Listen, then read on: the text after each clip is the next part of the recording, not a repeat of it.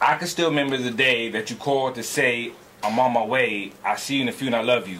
I said, cool, and I love you too. Now I'm wishing that conversation would have lasted forever, because that was the last time we spoke and I didn't know any better. I didn't know that was the last time that I would hear your voice. Now your voice stays on my mind, and I work every day to block it out, keep it out, lock it out, because I don't want to believe that you're not here with me. The fact that you're gone, the physical, really hurts me. I mean, am I bugging, or did you desert me? I mean, you weren't supposed to die, and I wasn't supposed to cry because you taught me to be strong, but when I got alone, I cried for so long that I'm surprised that I didn't drown in my own tears and die too. Cross over to the other side and find you and ask you why. Now I'm thinking in my mind, God, was it really his time? And I can flash back to times where I can remember late night, you cooking dinner, we stayed late drinking coffee and beer, listening to the oldies, and these are my wonder years, and I'm wondering, why are you gone? Try not to drop a tear. I'm just trying to be strong like you always taught me to be. And I can remember you talking to me about the birds and the bees. Easy. You told me if I like a girl and she likes me too, don't hesitate to make a move and always keep two. Just in case one mess up, you still got one time to re-up. And you know what? I can understand that because you were a pimp. And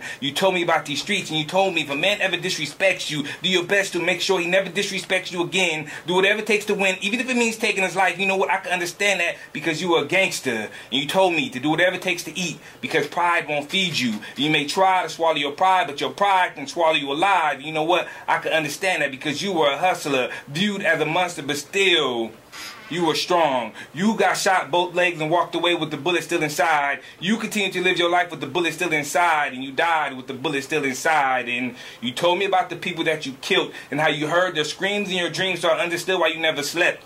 And I asked you about my mother, and did you love her? And you told me aside from your own mother, she was the only woman that you ever loved in your life. And you told me how you used drugs to ease the pain, but still never felt right. So I could see how we are one and the same.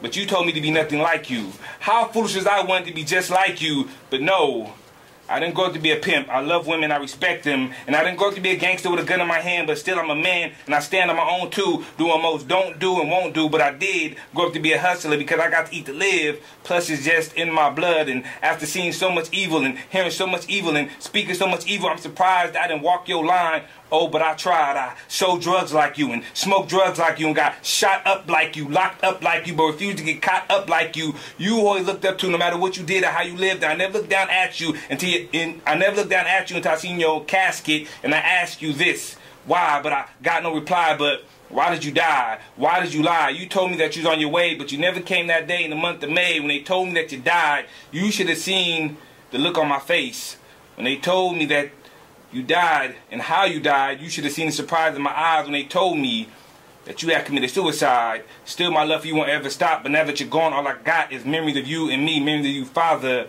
I love you and I miss you. I won't ever forget you, and I want you to know that even though you're gone in the physical, I still feel you in the spiritual as a part of my soul.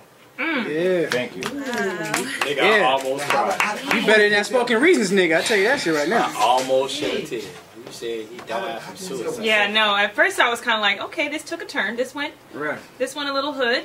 And then you, like... I thought it was beautiful. It was beautiful. Dude, good job, brother. Thank you for sharing that with us. Yeah, man. And sharing your heart and just how do you feel sharing it? How do you feel? I mean, my poetry is like... I'm sorry I said something about the mustache, too. It's cool. Right. That's how good you were. Hey, like, you know what? I didn't need that about you. If I would have heard that at all, I would have broke down. I ain't gonna front. I would have broke down. Yeah, I mean, actually, I remember I used to record some stuff, and one of my ex-girlfriends had heard this one I did, and she actually cried after. It wasn't this one, it was another one, but when I was young... Don't do that one. No, I'm not. Am I still gonna hit? I'm not gonna do that one, but it was like when I grew up, it was like my self-therapy. You know, like it was a way for me to like express my feelings, and just like get out a lot of stuff that I was going through. I went through a lot growing up, so it was just kind of like my therapy for myself. And to just get on stage and to just do it is just like letting people know that, you know, we are going through whatever issues that we go through. Like.